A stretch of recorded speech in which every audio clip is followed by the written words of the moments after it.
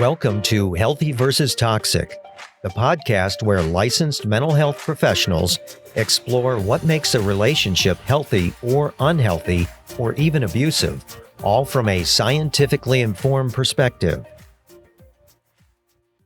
This is Dr. Grande.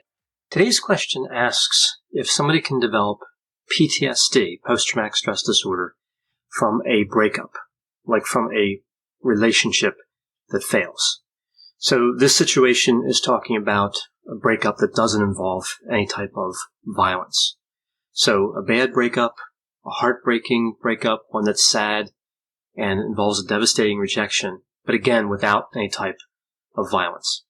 So consider this story, and this is a composite of many stories I've heard over the years. There's a young man who's heterosexual, say he's around 25. He's in a relationship with a young woman around the same age for about a year. This woman is the love of his life. They're happy. They have plans for the future. His family likes her. And then, seemingly out of nowhere, he gets dumped, right? She tells him he's not wealthy enough, smart enough, she could do better. They're not compatible, like with their personalities. She's not going to settle for somebody unless they're the perfect man for her. Whatever the reason is. He's given a reason, but it's all of a sudden. The rejection happens out of the blue. So he spends months thinking about her. Other women remind him of her. He thinks he sees her in public, but it's not her. He avoids serious relationships because he's worried that they could end, and that could cause him a lot of pain. And then one day, he runs into her, like say he's in a store or whatever. He runs into this woman that rejected him, and it all comes back, just like the day it happened. So it's real again in that moment and causing pain just like it caused in the first place. Is this trauma? Can this be PTSD? Well, in order to answer this question, we have to know what is trauma. So technically, trauma is an experience that's severely disturbing to an individual. So that situation, of course, could be called traumatic. But then when we look at post-traumatic stress disorder, we see that the qualifying trauma section of that would not include that type of occurrence as traumatic, because they're really talking about a specific type of traumatic experience. There are actually 4 types of traumatic experiences in the criteria for PTSD.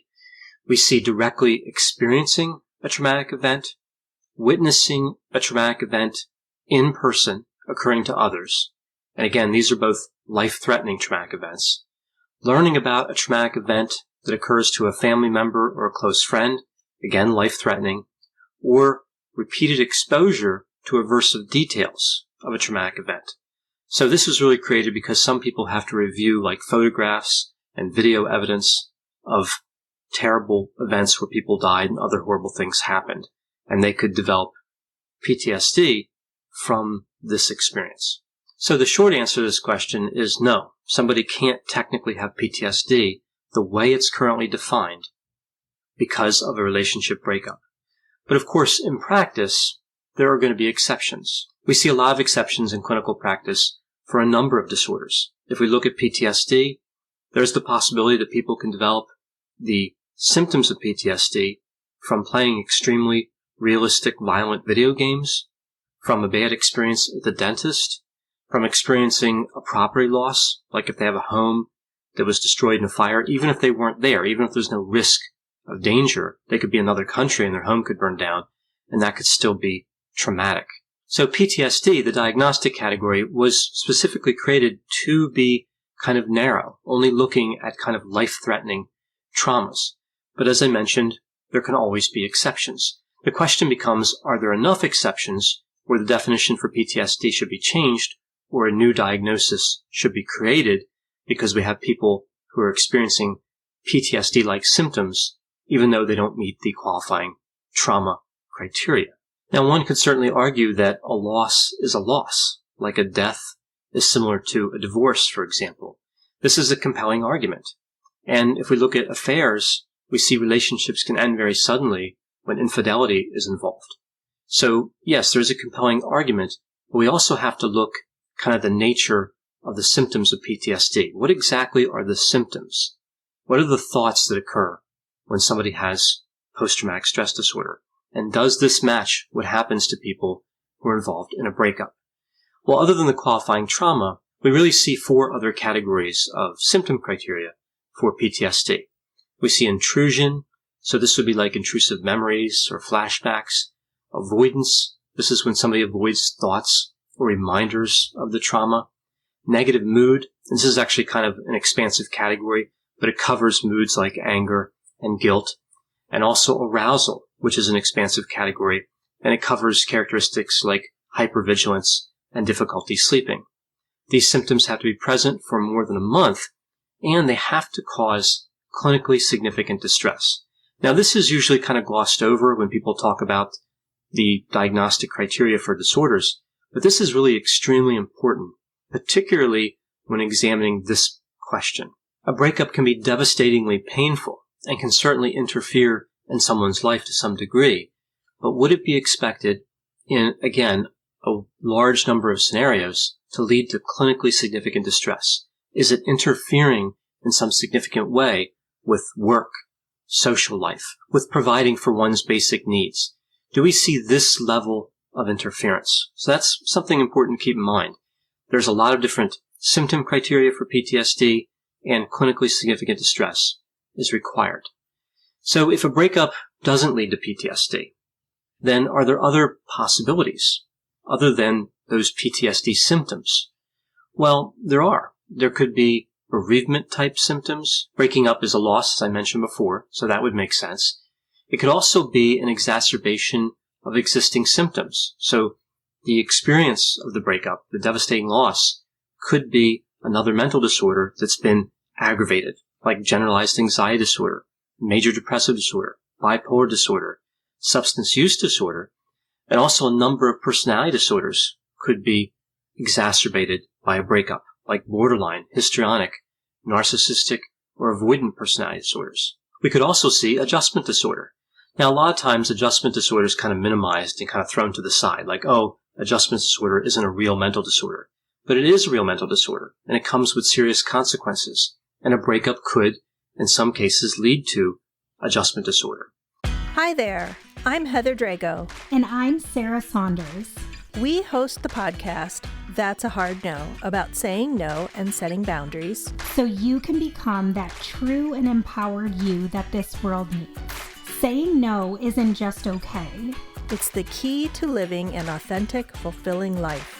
I'm a licensed professional clinical counselor, so while this podcast is in no way a replacement for one-on-one therapy, I suppose I know what I'm talking about. I'd say so. We talk about learning to say no and set healthy boundaries and how it impacts mental health, physical health, relationships, parenthood, and more. Subscribe wherever you get your podcasts and visit our website, hardnopodcast.com. We're here to help you find your no and say it unapologetically. That's a hard no.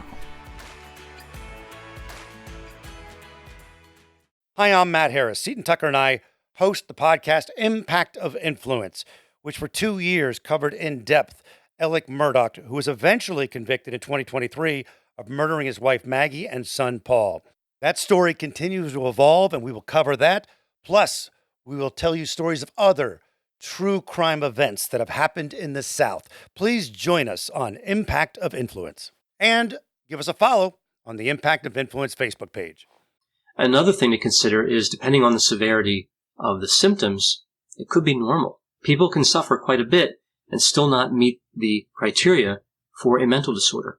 So it could just be a normal response to a horrible breakup. So as I mentioned, somebody can't technically be diagnosed with post-traumatic stress disorder if a breakup were to be used to try to qualify in terms of the trauma criteria, because that's not one of the qualifying trauma. But another question here would be, why does this matter?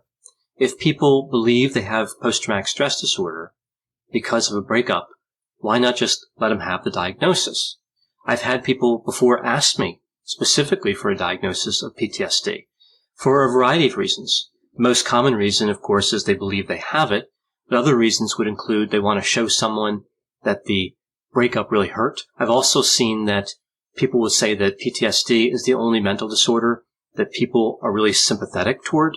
So they want that diagnosis so that people will kind of sympathize or empathize with them.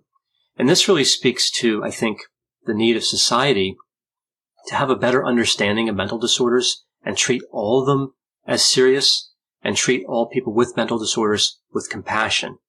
I don't think we want to get in a situation where some mental disorders are favorable to have relative to others. Of course, most people don't want to have any mental disorder, but again, talking about the relative positions of mental disorder, PTSD seems to be in a better place in terms of the way it's viewed.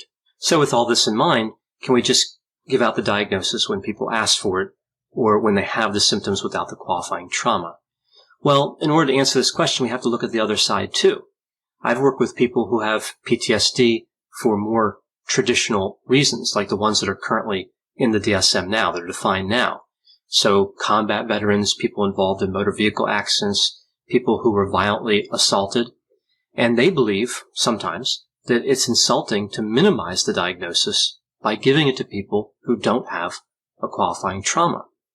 Many are upset that the current qualifying traumas are too broad, even the way they are now. For example, the exposure to aversive detail qualifying trauma or the family member qualifying trauma. A lot of people with PTSD do believe those are too expansive, again, even now, the way they're defined currently. So to add things like breakups would really be insulting to many people in this group. So we have kind of both sides to consider here. We want to provide good care to people who have been involved in breakups and have PTSD symptoms, but we also want to respect that PTSD was defined a certain way for a purpose. And this really gets into the answer to this question. Mental health clinicians can validate feelings while using the correct diagnosis. We don't need to use a certain diagnosis in order to empathize with people. Different diagnoses have different treatments associated with them. So another way to think of this is if somebody has the wrong diagnosis, that could lead to the wrong treatment. And also, if we think of different types of treatment, like if you had a group of people with PTSD, and some, again, were combat survivors, victims of armed robbery, victims of car accidents, and you put them in a group with people who have the symptoms because they were in a breakup, that might result in kind of a mismatch in terms of seriousness. I think a combat survivor would have a pretty good reason to say that their experience is much different than somebody who experienced a breakup. And then one could argue, well, why not make a group for just people involved in the breakup who have PTSD? Well, the difficulty here becomes there's not enough people in this category to put together in a certain area into a group. So it just becomes a matter of logistics. So it'd be difficult to find that number of people to form that group. Something else to consider is that if PTSD can have any traumatic event as etiological, so as causal, then do we need another term for the types of traumas that are life-threatening? So do we end up expanding PTSD to cover kind of everything in terms of traumas, and then having to make a new diagnosis to cover what the old version of PTSD covered? And then if we do that, and we have PTSD for life-threatening circumstances, another PTSD for breakups and other non-life-threatening circumstances, what happens then? Do we see an expansion of the life-threatening trauma type PTSD, and we just end up in the same situation all over again? So there's really a lot of questions here in terms of why it's important the way we conceptualize PTSD. Another consideration here would be with post-traumatic stress disorder, like if somebody's involved in combat, or say they were racing a car and they were in an accident, most clinicians would say you probably shouldn't do that again. You probably shouldn't get involved in combat again, like go back into the military. You probably shouldn't continue auto racing. Like you should probably avoid something that could easily lead to re-traumatization. Well, if a breakup could qualify in terms of PTSD, would we start telling people not to get involved in new relationships? So there's some other kind of ramifications to broadening PTSD to cover everything. So what's the bottom line here?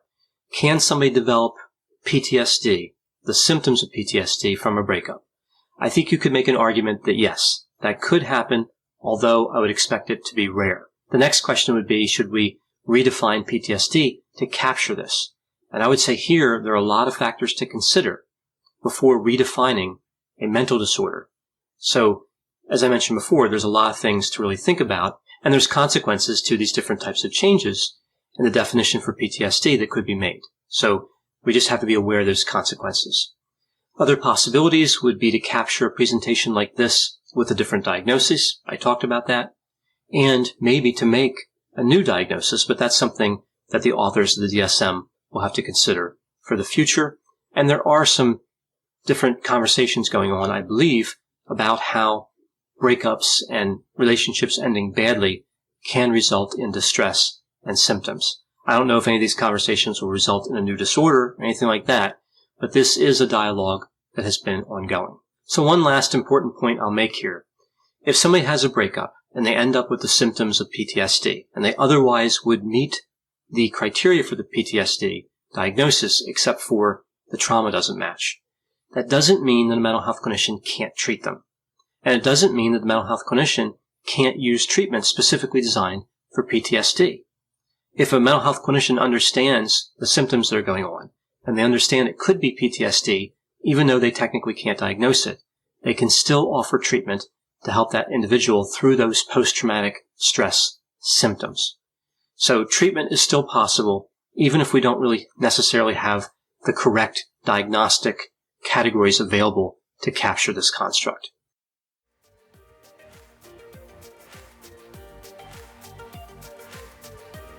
Thanks for listening. This has been a production of Ars Longa Media.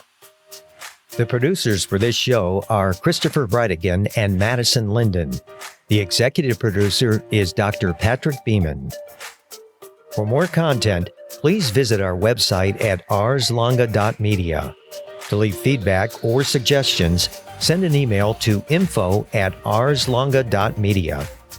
To find more content from Dr. Grande, including a link to his YouTube channel and his other Ars Longa podcasts, visit our website at arslonga.media. This podcast is intended for informational purposes only and should not be construed as medical or mental health advice. Ars Longa, Vita Brevis.